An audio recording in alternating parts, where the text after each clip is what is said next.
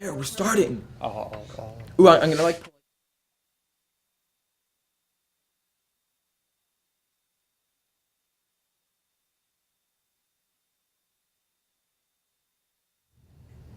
Hello, and welcome to this week's episode of KYOTV News. I'm Noah Davis. And I'm Julian Emmerich, and we're excited to fill you in what's happening at Calabasas during your lunch break.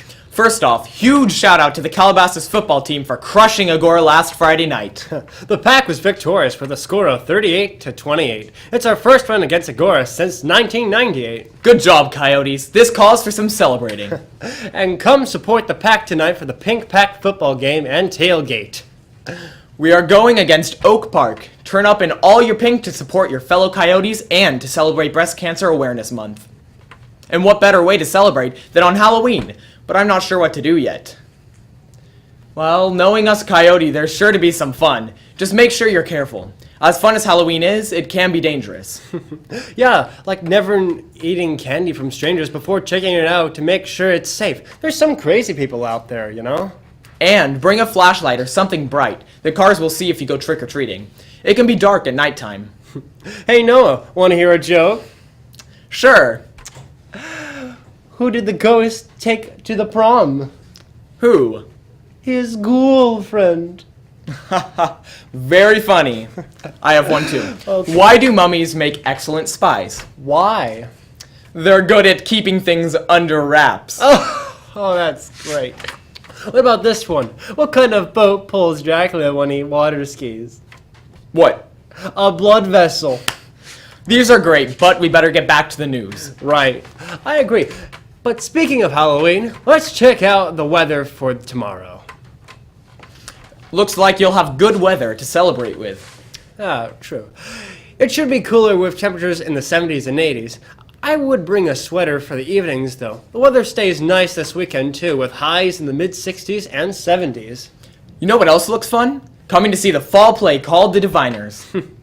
That's right. Performances start on November 18th. Buy your tickets as soon as possible. You should also take advantage of the amazing plays in the Los Angeles area. Reporter Natalie Bell is ready to tell us about what you can see this upcoming year.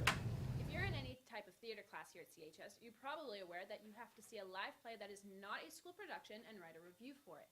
Or maybe you just enjoy live theater. Whatever the case may be, here are some fantastic shows that will be playing this year in the Los Angeles area. Now, mind you, some of these shows are extremely popular, and it may be difficult to get good seats, so get your tickets early. Also, since it'll be mentioned a lot, and some may not know, the Olivier Awards are essentially the Tony Awards of England. Just thought I'd clear that up. Playing right now at the Pantages Theater in Hollywood is the relatively new Broadway revival hit, Pippin. Winner of 4 2013 Tony Awards, including Best Musical Revival, the New York Post describes Pippin as a thrilling piece of eye-popping razzle-dazzle filled with daredevil acrobatics. The musical is a show within a show about a man's coming of age and rise to stardom. It's a definite must-see for the season. The show runs until November 9th, so try and see it if you can.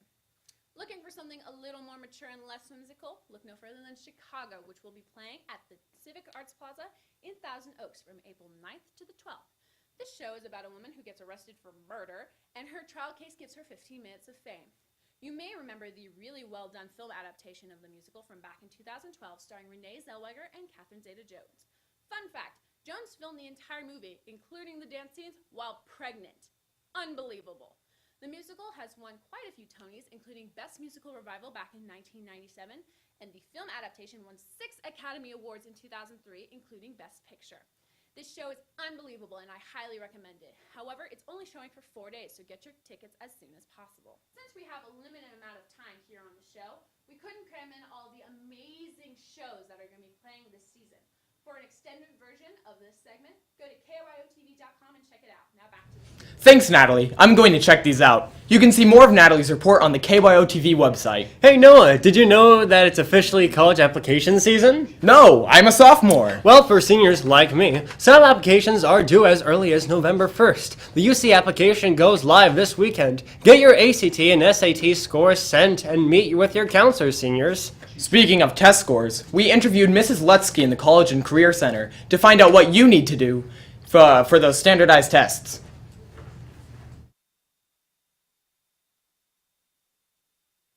Okay, the SAT currently, as of today, the essay is not optional on the SAT.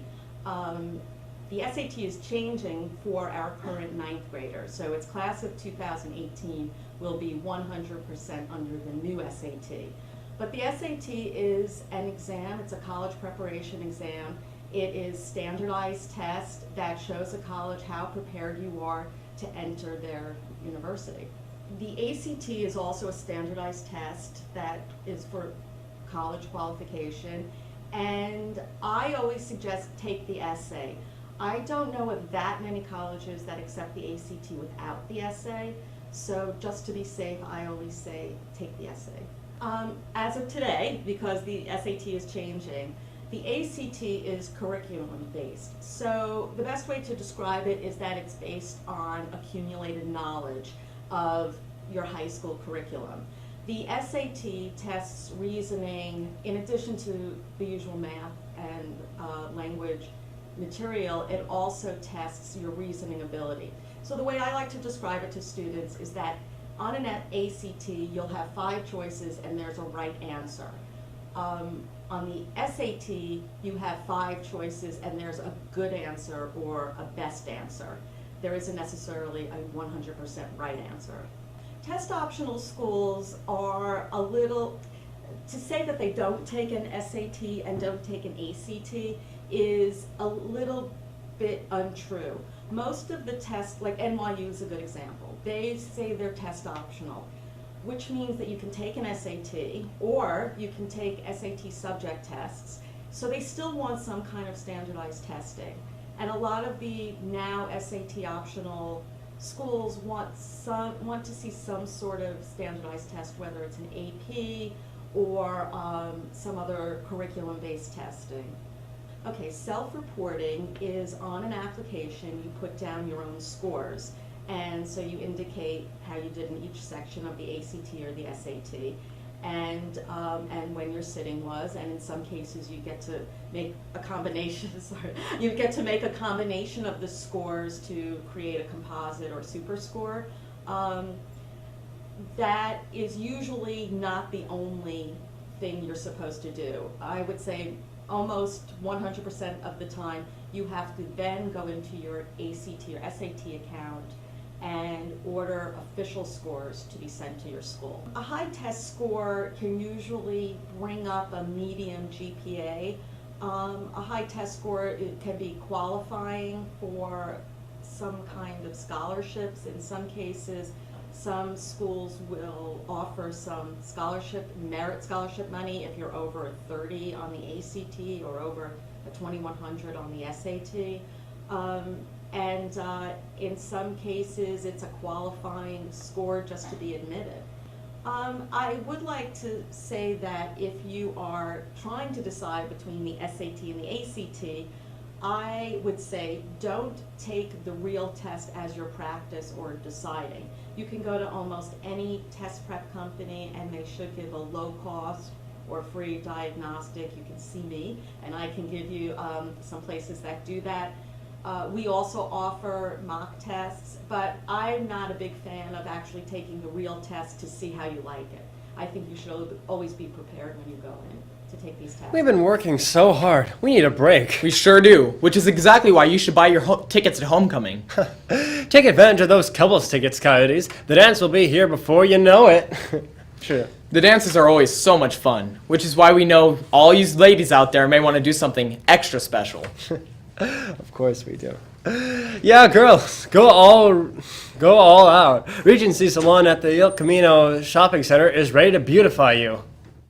I've been at this location, the El Camino Shopping Center, Regency Salon Studios, for a year and a month. This is our first anniversary. It's just a wonderful, wonderful place to be. Anytime Calabasas High School has an event going on, the first thing that they think about is, I have to get my hair done, I need my makeup done, I need my nails done.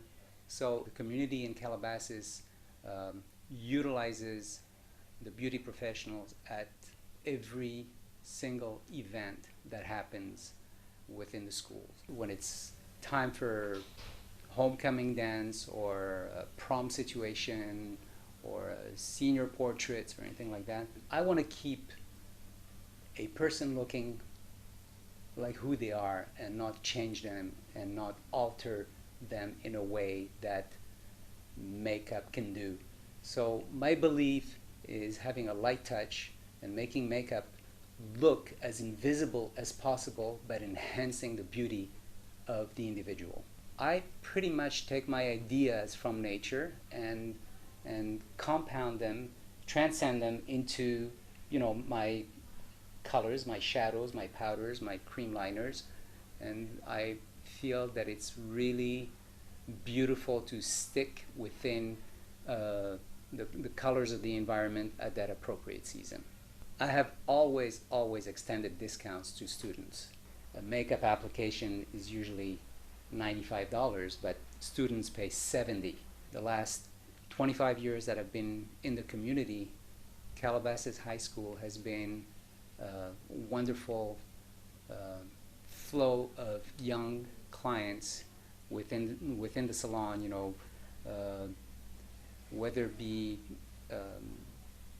homecoming dance or prom or family events or something with that requires makeup and hair and beauty and all that stuff, they always think of calling Charles Lasry. Special thanks to Charles Lasry for allowing us to film at the Regency Salon. He's a cool guy, just like all you coyotes for letting us entertain you during your lunch break. Thanks for tuning in, Coyotes. Have a happy Halloween and a terrific weekend. See you next time.